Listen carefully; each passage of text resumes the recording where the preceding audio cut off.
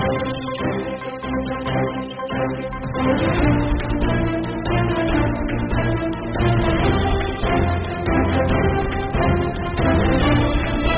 Nomination file भी कर दिया है, क्या कुछ रहने वाला है आगे, किस तरह का सपोर्ट आपको मिलने की उम्मीद? सबसे पहले तो देखिए, मैं आपको बताना चाहूँगी कि सबसे पहले मैं शीर्ष नेतृत्व का बहुत बहुत धन्यवाद देना चाहूँगी, जिन्होंने मुझे अपना विश्वास व्यक्त किया और मुझ जैसी साधारण कार्यकर्ता को आगे बढ़ने का मौका दिया। तो अपने सभी विधायकों का भी मैं बहुत बहुत धन्यवाद देना चाहूँगी, जयपुर शहर सांसद, पार्षदों का सबका देना चाहूँगी। और जो मुझको जिम्मेदारी दी है, मैं आप लोग को सबको विश्वास दिलाना चाहती हूँ, मैं जयपुर नगर निगम ग्रेटर की जनता के हित में जो भी काम होगा मैं अपना पूरी जिम्मेदारी और ईमानदारी से करूँगी। पार्षद एकजुट हैं आपके हिसाब से? बिल्कुल, पार्षद एकजुट है। और शील धाबाई जी भी पहुंची थी वहां पर, उन्होंने थोड़ा विरोध जताया था आपके नाम। शील जी देखो हमारी सीनियर लीडर हैं, उनका मार्गदर्शन मुझे हमेशा मिलता रहा है और आगे भी मिलता रहेगा। आपके विधानसभा क्षेत्र विद्याधर में काफी पार्षद विरोध में है, आपके पहले भी लाइट समिति चेयरमैन रही हैं आप। सभी पार्षद एक साथ हैं, सब मिलजुल कर काम करेंगे।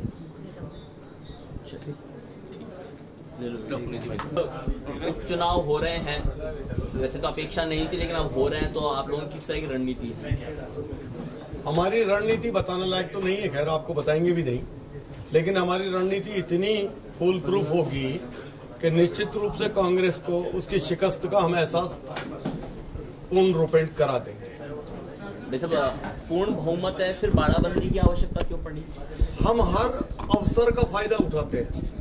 निश्चित रूप से जो ये हमने प्रशिक्षण शिविर रखा है, पार्षदों को एक साथ रखा है, परिवार का भाव पैदा हो, एक दूसरे को निकटता से जाने, और इसके माध्यम से आने वाले 1.25 साल का कार्यक्रम पार्षदों के माध्यम से, जब भी तो हमारे मोदी जी और अमित शाह कहते हैं बूथ जीता चुनाव जीता, पार्षद बूथ लेवल तक जाते हैं और निश्चित रूप से उसका लाभ मिलेगा। जन समस्याओं का समाधान कितना हम अच्छा कर पाएंगे वो सारा हमारे वरिष्ठ नेता प्रशिक्षण देंगे, और निश्चित रूप से एक 7 दिन साथ रहेंगे तो उससे एक आत्मीयता पैदा होती है। सभी पार्षद पहुंच नहीं पाए बाड़ाबंदी। शादी कितनी है भाई साहब, 4-5 पार्षद हमारे बेड रिडन है, 7-8 पार्षद हमारे बाहर गए हुए अपने बच्चों के एडमिशन वगैरह कराने, तो निश्चित रूप से, और अभूत सावा है देवउठनी 11 का, तो सबके परिवार में मांगलिक कार्य हो रहे हैं, तो निश्चित रूप से मांगलिक कार्य में किसी पार्षद को रोका नहीं जा सकता। फिर भी हमारे पार्षद, मैं धन्यवाद देना चाहूंगा पार्षदों को कि इतनी संख्या में एक दिन की सूचना पर आप सब पहुंच गए, करीबन लगभग 2/3 संख्या में 72 पार्षद वहां पहुंच गए 92 में से, तो बहुत बड़ी बात होती है। मंत्री प्रताप सिंह खजूरिया कह रहे हैं कि विष्णु लाटा वाला प्रकरण दोहराया जाएगा। एक बात उनसे पूछ लो कि भाई साहब पहले हेरिटेज में तो आप अपने बोर्ड का गठन कर लो, फिर तो लाटा प्रकरण दोहरा देना। और लाटा के टाइम में जिलाध्यक्ष और प्रदेश नेतृत्व दूसरा था, और आज की तारीख में जिलाध्यक्ष और प्रदेश नेतृत्व ईमानदारी से पिछली जो कमियां थी उन कमियों को कैसे दूर किया जाए उस पर लगा हुआ सतत। आज का घटनाक्रम देखें, कांग्रेस ने 2 प्रत्याशी, एक प्रत्याशी तो खुद का है और दूसरा उनकी पार्टी से सामने आया है, तो निश्चित रूप से ये तो तय मान के चलो ना, आप प्रत्याशी उनमें नहीं है और प्रकरण दोहराने की कोई चेष्टा कर रहे हैं, तो पहले एक मुखी तो विधायक हो जाए ना साहब। सौमेंद्र जी का कैंडिडेट है राजूला सिंह, प्रताप सिंह जी कैंडिडेट हैं ये सिंघानिया, देखते हैं आगे क्या होता है। ठीक है, और निश्चित रूप से हम अच्छी विजय प्राप्त करेंगे, सब करेंगे। बोलिए। वैसा वो कह रहे हैं कि उनके संपर्क में बीजेपी पार्षद हैं, आप कह रहे हैं आपके संपर्क में कांग्रेसी पार्षद। कौन किसके संपर्क में है? कांग्रेस के संपर्क में तो कांग्रेस के पार्षद भी नहीं है, इसलिए हेमा सिंघानिया जी भी भर्ती हैं, राजूला सिंह जी ने भी भर दिया है और नसरीन बानो ने भी भर दिया है। तो कांग्रेस पहले तो अपने ही पार्षदों को अपने संपर्क में ले ले। मुझे इससे ज्यादा कुछ कहना नहीं है। इतना मैं आपको विश्वास के साथ कह सकता हूं कि कल तक हम ये मानते थे कि हम 100 से ज्यादा लोगों को का समर्थन प्राप्त करके हमारा महापौर बनाएंगे। आज जिस तरीके से कांग्रेस का बिखराव खुलेआम सामने आया है, ये संख्या 100 से भी आगे जाने वाली है। 7 तारीख का भी कुछ इंतजार है? अभी 7 तारीख को सुनवाई बची हुई है अभी। 7 तारीख को सौम्या गुर्जर जी वाले मामले में। हाँ, निश्चित रूप से हमें न्यायिक प्रक्रिया में तो हमारा सम्मान है ही, और जिस अलोकतांत्रिक ढंग से हमारे चुने हुए बोर्ड को राज्य सरकार ने षड्यंत्र करके बर्खास्त किया, उसका न्याय हमें न्यायिक प्रक्रिया से ही मिलेगा, हमें पता है।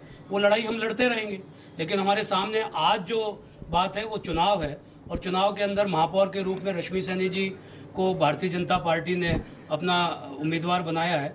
और रश्मि जी को मैं बधाई भी देना चाहूँगा, साथ ही साथ ये कहना भी चाहूँगा कि रश्मि जी बहुत सुलझे हुए नेतृत्व वाली महिला हैं। इनके नेतृत्व के अंदर हम जयपुर शहर को बहुत बेहतर नगर निगम दे पाएंगे, और जो नगर जयपुर की जनता का हमसे अपेक्षा है उसके अनुरूप कार्य कर पाएंगे।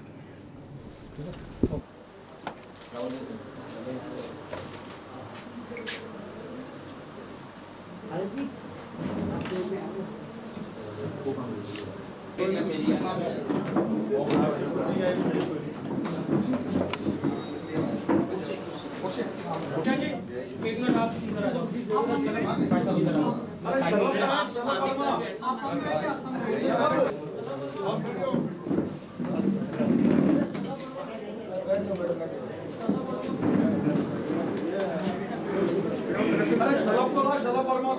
अरे दलपति बैठो नहीं।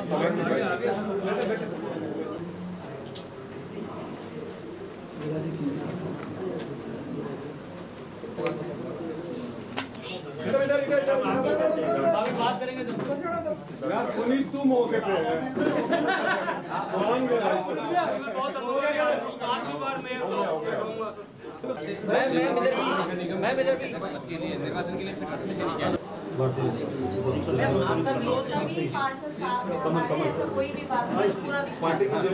मैम पहले भी आप कई पार्षद करते आए हैं, आपके विधानसभा क्षेत्र के ही बीजेपी हाथापाई तक की नौबत हुई आपके चैम्बर में, क्या उनको साथ पाएंगे सभी? सबको साथ देंगे, सभी हमारे साथ हैं।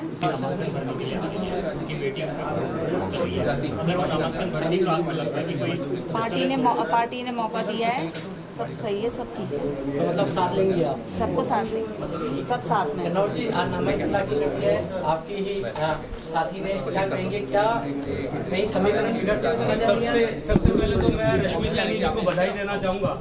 उन्हें पार्टी ने एक बहुत बड़ी जिम्मेदारी दी है, और रश्मि जी बहुत कुशल लीडर है, कुशल नेतृत्व करने वाली है। लंबे समय से उनका परिवार भारतीय जनता पार्टी और भारतीय जनसंघ के समय से जुड़ा हुआ है। मैं समझता हूं कि रश्मि जी के नेतृत्व में हम सब लोग मिलकर जयपुर नगर निगम ग्रेटर के अंदर बहुत बेहतर कार्य करेंगे, और जयपुर की जनता को पूरे विश्वास के साथ मैं कहना चाहता हूं कि हम उनके जीवन को, उनके आने वाले समय में बेहतर से बेहतर कार्य करने की क्षमता हमारे बीच में होगी। रश्मि जी को मैं पुनः बहुत बहुत बधाई देना चाहूँगा। भारतीय जनता पार्टी आने वाले विधानसभा चुनाव में सबसे बड़ी जीत की तरफ है, और कांग्रेस सबसे बड़ी हार की तरफ है। ये साफ साफ दीवार पे लिखा हुआ है, इसमें किसी प्रकार का कोई संदेह है। जी, आपको तो कोर्ट से स्टे का भी इंतजार था।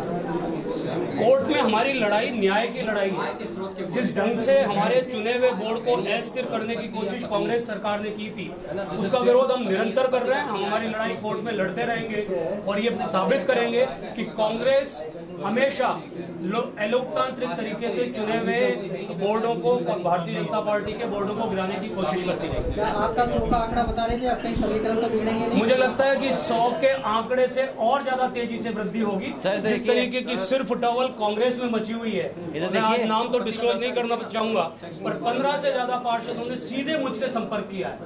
तो मैं ये आप बता देना चाहता हूँ कि एक बहुत बड़े परिणाम की तरफ हम यहाँ पर खाचरियावास जी का जो बोल रहे हैं वो खाचरियावास जी बताएं, मैं जो बोल रहा हूँ उसकी जिम्मेदारी मेरी है। भाजपा मुख्यालय में अभी जी ने काफी विरोध किया है। शील जी हमारी बहुत सीनियर लीडर हैं, उन्होंने बहुत बेहतर काम किया है। मुश्किल समय में भारतीय जनता पार्टी के साथ मिलकर काम किया, उनका हम सब बहुत सम्मान करते हैं, बहुत आदर करते हैं। और मैं जानता हूँ और मैं मानता हूँ, जितना मैं शील जी को जानता हूँ, वो पार्टी लाइन से कभी भी अलग नहीं जाती। देखिए आगे